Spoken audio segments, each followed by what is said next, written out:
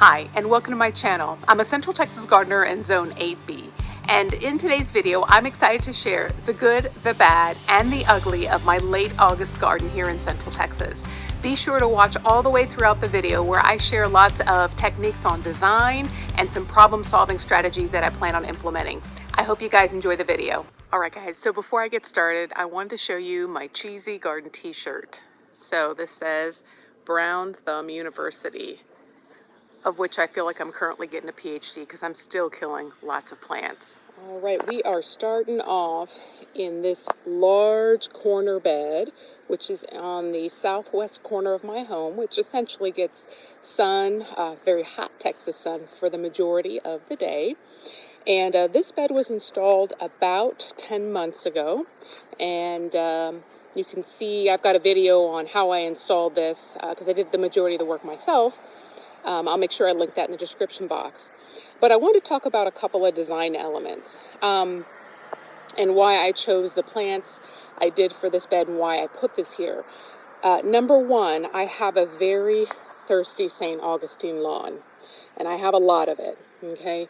And I'm not anti-lawn or anti-grass, but the reality is this plant material, this lawn, takes a lot more than it really gives. And so my goal is to reduce that lawn to a more reasonable size, which then allows for me to place plants in here that are more drought tolerant, requiring less water. And then I don't know if you can see all of this pollinator activity, but it also brings a habitat and food sources for lots of things. And so that's my overall goal. So when you create your landscaping, you want to make sure that you keep function in the front of your mind. You know, are you trying to create privacy? Are you trying to create a view? You know, making sure you don't obstruct window views if possible. But for this particular bed, this is on a street side corner. And so one of the biggest functional aspects I had to consider was making sure that I did not obstruct the driver's view. So all of the plants in these beds stay under about 4 feet on their own. So another functional aspect that I had to consider in this corner bed was water runoff, and specifically rain runoff when it storms. And so I have a my lawn and the street drain into this rock area here, and there is a culvert at the end. You can't see it because all my Blackfoot daisies are growing in there, but that area I needed to make sure that whatever material I put there wasn't going to wash out. So in designing your bed, function is absolutely important, but so are aesthetics, or how something looks. And there's a lot to consider there. One of the main considerations that I use in designing my bed in terms of an aesthetic appeal or curb appeal, you could say, is repetition. And repetition is a great way for you to create a cohesive look, right? Because you are repeating the plant material over and over again. Now, I'm not talking about creating one giant bed of exactly the same thing, because, you know, maybe that's a bit boring. But what I am talking about is repeating that plant in large drifts. It has a huge visual impact. And secondly, I would say that when you repeat plants, you are more likely to have plants with the same water and sun needs. So in discussing that repetition, you guys can see I have got a repeat of several plants here. I've got a large drift of autumn sage, and this has just done great out here. I've maybe had to supplementally water once or twice this summer, but we've actually had some extra rain, and so these have done well. And I've actually just trimmed these back a couple of weeks ago, so I'd get that nice second flush of flowers. The other plant you see in repetition, you can kind of see it here snaking through, is dwarf Yaupon holly. And this is another Texas native, and gets about 3 to 4 feet in height and spread. I mean, these are pretty tiny right now because they're still pretty immature. And then the final plant that you see in a drift here is Mexican feathergrass. And these get about 2 feet in height, and they just have that beautiful movement to them. But you can see I've got that snaking around here as well. And so that is how I've used repetition in this bed. Now, I also would say when designing a garden bed, you don't want something that's just going to be completely dormant in the winter. So consider making sure you add plant material that'll give you potentially all your interests. Maybe some things go dormant, but some things remain green through the winter. And so that's another reason I picked this particular plant palette, because this autumn sage is, for the most part, an evergreen. It can die back or go dormant in harsher winters, but for the most part it'll remain green, and so I still have that creating interest. And these dwarf Yaupon hollies, same thing, these are evergreen, and so that'll create interest. And even the Mexican feathergrass, it'll go dormant, but it has those beautiful sweeps of blonde plant material that just still creates some degree of interest here. Now, if you're wondering what this plant is, this is a heat-tolerant annual known as Gomphrena. And this will die completely. It's, like I said, it's an annual, but you can see we've got a little pollinator activity here. The bumblebees really do like it, and it's just super interesting. I do not have to water this hardly at all. I mean, it is extremely drought tolerant, and it is just out here in the southwest corner of my home, literally cooking every day in the summertime. I wanted to kind of give you guys also an update on my bluebonnets. So you may have noticed these little guys here.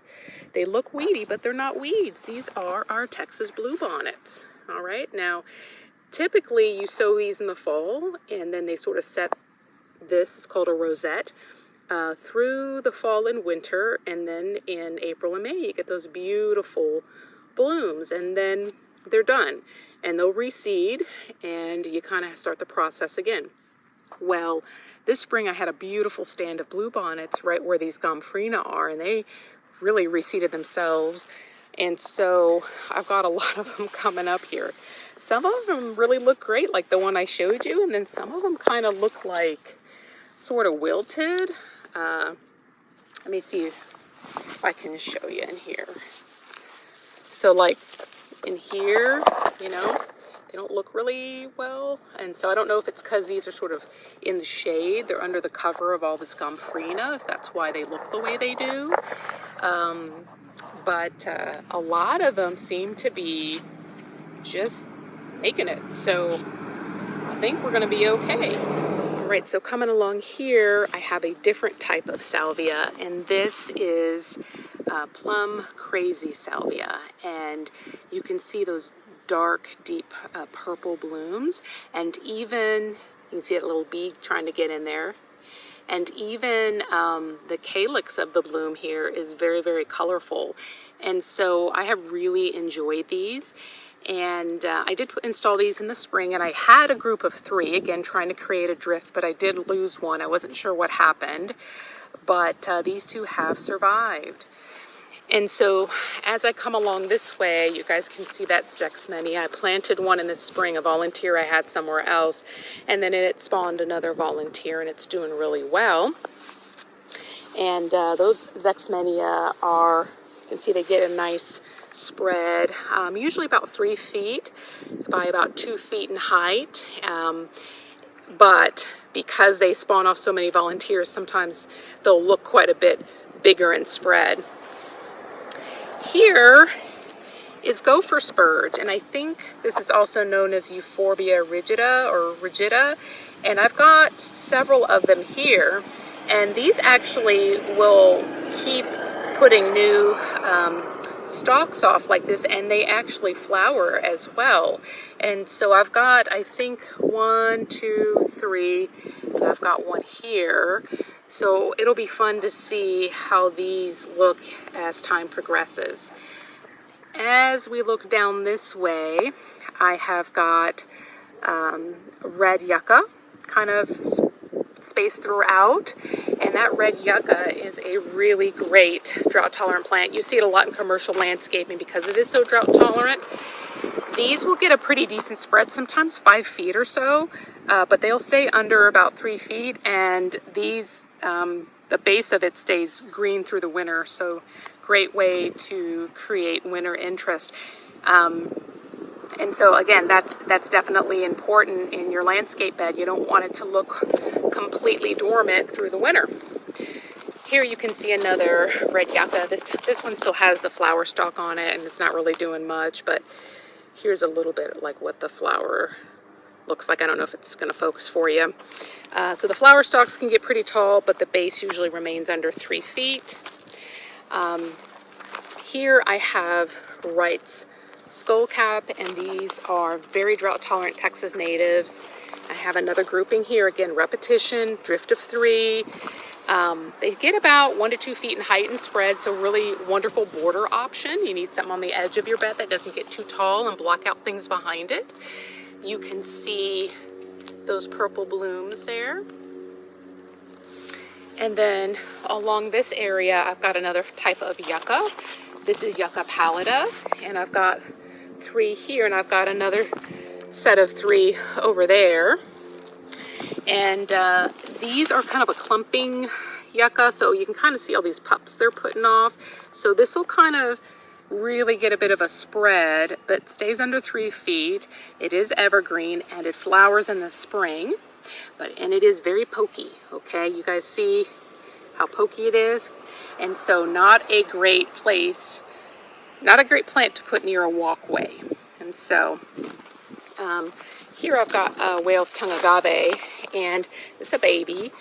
I really think I am going to have to move it probably further back, because these, if they're very happy, they can get quite a spread, about 5 feet, and I don't think that's going to work here because it's pretty close to the street already, and I don't want to poke, people or pets as they're walking along the street. And so I think I may have to move it back here. And then again here, these are the Blackfoot daisies, and they're just sitting on that rock, just happy as clams. There's really just 3 plants here. So I put one here, and then I think I put one on the edge here, and then one here, and then you can kind of see my culvert in there. But really beautiful, beautiful drought-tolerant Texas native, and I do not supplementally water this at all. And then we had a little bit of rain through the summer, more than normal, and so maybe they're getting a little extra that way, but they're looking pretty good. All right, guys, I am going to walk you out this way, and we're going to start. This is my backyard here, and this is primarily eastern exposure in terms of sun exposure.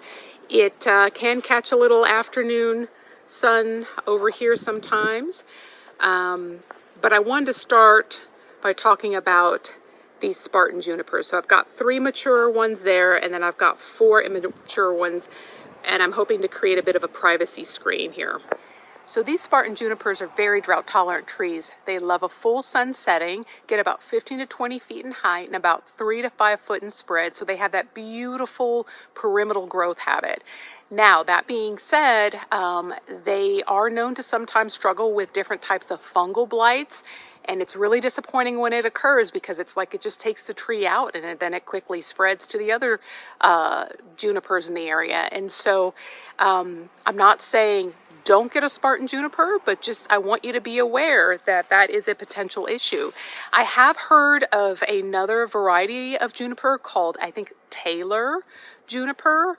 I don't know if it's a little bit more disease resistant, but again has that very similar pyramidal growth habit, and then I think also is about 20 feet in height. But I want to talk to you about 2 potential Texas native options that could fit the bill for something kind of narrow, but and about 15 to 20 feet. And one is called a Will Fleming holly, and this is actually a Yopon holly, a variety of Yopon holly. Gets about 15 to 20 feet, maybe just a 2 to 3 foot spread, so very, very narrow. The problem with Will Flemings is their branches tend to kind of like flail out, so then you might have to tie them or trim them, and so that can be a little bit annoying. But I have heard that this second variety called Scarlet Peak, which is also a type of Yopon holly, gets about the same height, same spread, but doesn't flail like the Will Fleming does. So I don't have any experience with that, but that might be something you'll look into. Kind of stepping back for a moment and walking y'all in. here is Artemisia, and this is such a beautiful drought tolerant plant. I love that kind of silvery color that it offers, you know, just from foliage. There's no flower here, but very beautiful. They always make me a little bit nervous because they don't like a lot of water at all, and I think they catch a little from the sprinkler, and then they kind of do this sort of thing where it looks like stuff is wilting or dying, and I'm like, uh-oh, it's gotten too much water, but they have done just fine here. So there are 2 plants, but I love how you can get this plant that just offers all this interest just from the foliage. And likewise, that's the same thing going on here with the sunshine ligustrum, which is this beautiful yellow. It loves a full sun setting. Again, this is eastern exposure. I have struggled with some of these in more afternoon sun settings, so like western, but this eastern exposure seems to be great for this, and the more sun they get, the more yellow they get. And so these have done incredibly well, probably even better than these pyramidal boxwoods I have them next to, which I haven't watered this area much. And so you can see I've got a little, I think these plants have kind of dried out because several of them look exactly the same, but these sunshine ligustrum look totally fine. Here's another boxwood.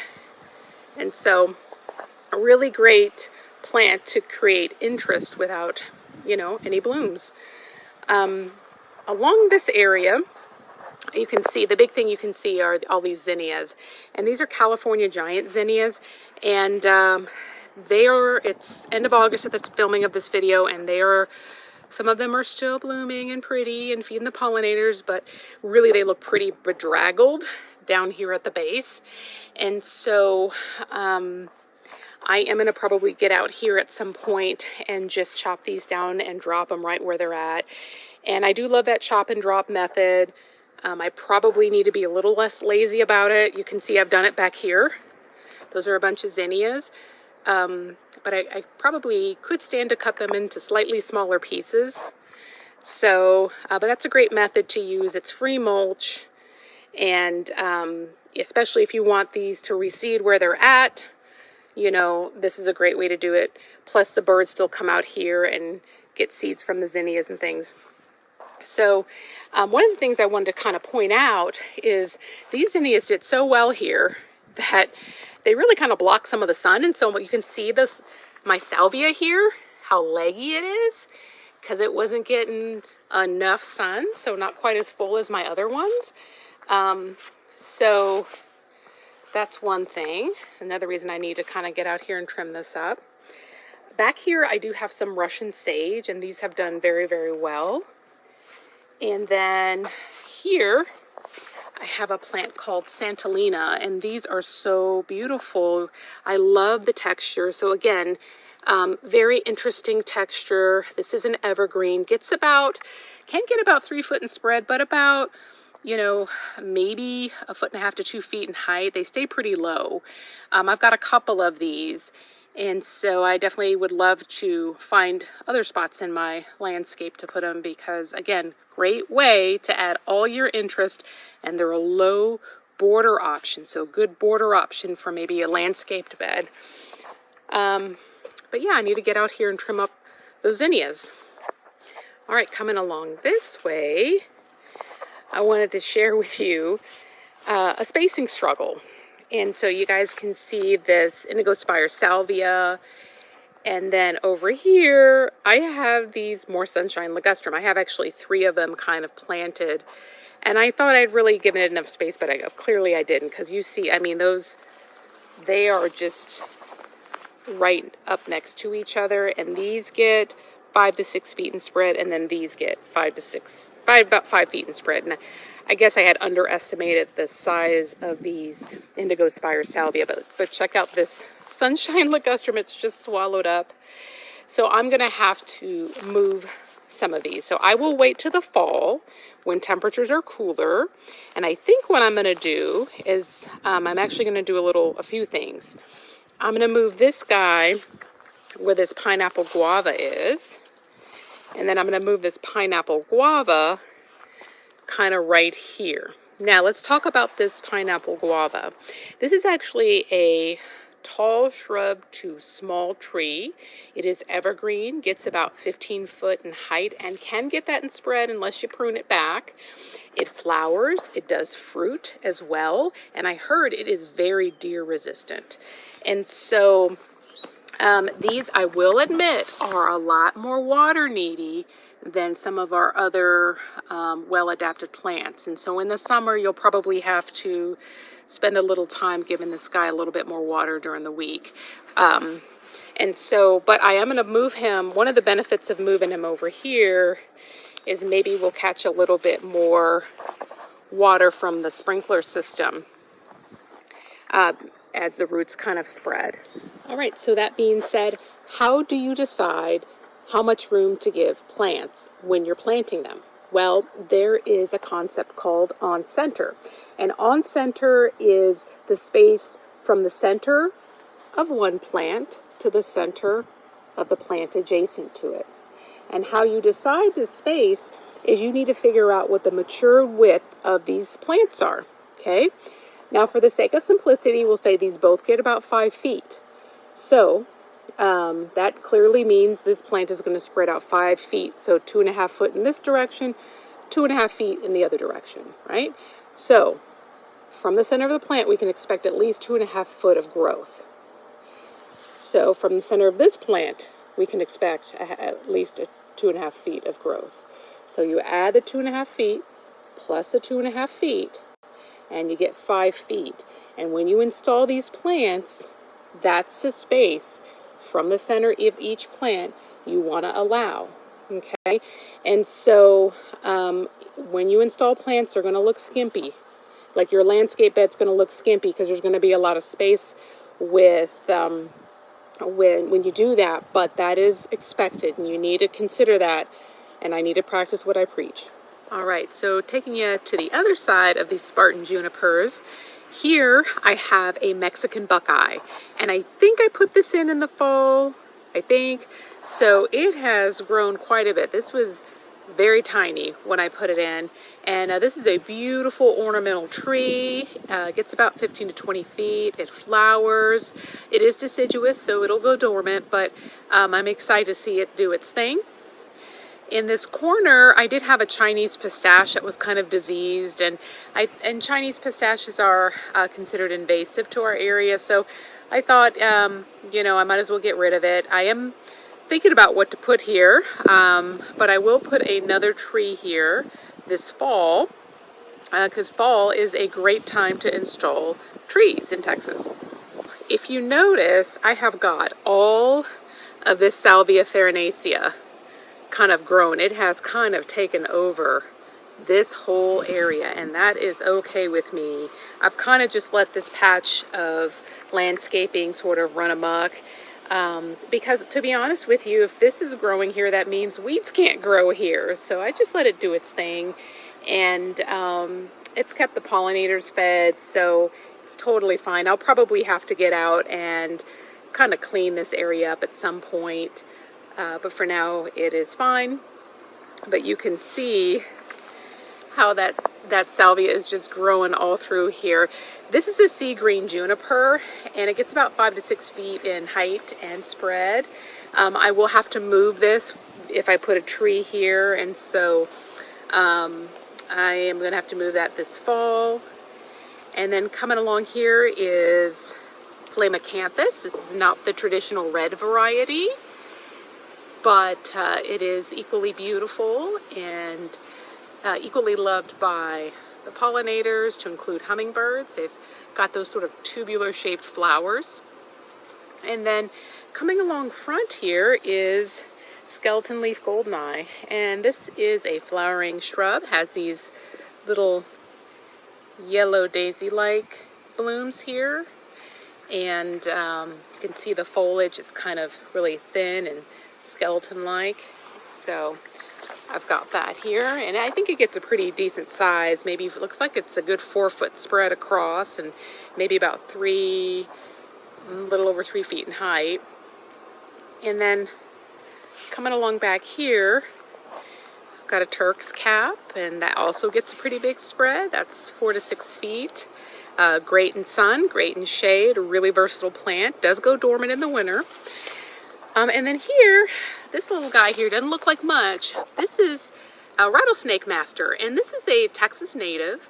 And though I've seen it all throughout the United States, and as a matter of fact, I was in Memphis and saw this used a lot, and it gets quite tall, up to 6 feet. And I just don't think this has not done much. I don't think I've got it in a great spot. It probably really needs a full sun setting, and I think it's just getting too much shade from the plants around it. So I am looking to probably also move this in the fall. All right, so this next area of my garden is a really fun area. I really like how it's come out, and so I'll share what I've got here. I've got a little gem magnolia, and at the base a Texas lantana. That's just one plant there. Here I've got some Zexmenia along the side of this walkway, and this is a golden ball lead tree. As we round into here, you can see I've got the right skull cap on repeat. And then I have like a couple of, this is a dwarf variety of crepe myrtle and a semi-dwarf variety.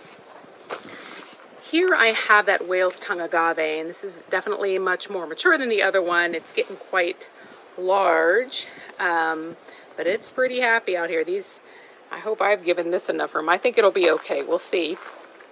This is Mexican oregano, so this is probably not getting as much sun as it would prefer. This is sort of a partial sun area, but you can see it is catching. It's currently 1 o'clock, and it is catching a little bit of afternoon sun here. So some of my more shade-loving plants, like this coleus, have not done great. You can kind of see this guy here didn't do well, and I've got another little guy back there. But surprisingly, what has happened is a while ago I planted this chili Pekin, and I just didn't think it made it. But I don't know, all of a sudden, here it is. It is doing really well. And so this is a Texas native, and it fruits out these little peppers, and they are hot. And one time I put one in my mouth thinking it was just going to be like a little something, and I about fell out. So they're very hot. They're hotter than jalapenos, so be careful. But the birds really like them. And so this is an area where I have bird feeders and then a fountain, and so they really like to hang out here. But you can see I had a coleus here, and it's just like growing over it. So I'm going to let this take over in this area because, you know, it's happy now. So I'm not going to keep fighting it, trying to keep this coleus going. But another fun thing it's doing is it's all of a sudden kind of sort of growing along this trellis, which I just think is so pretty. I didn't think that was going to happen, but it is, and I really like it. Coming along back here, these are all of my volunteer beauty berries, and I'm going to need to pull those up soon. I think I really need to pull it away from the wall, maybe bring one of these up here, and then I've got a few volunteers that I am going to gift to some friends. All right, I hope you guys found that video helpful, and until the next one, y'all take care.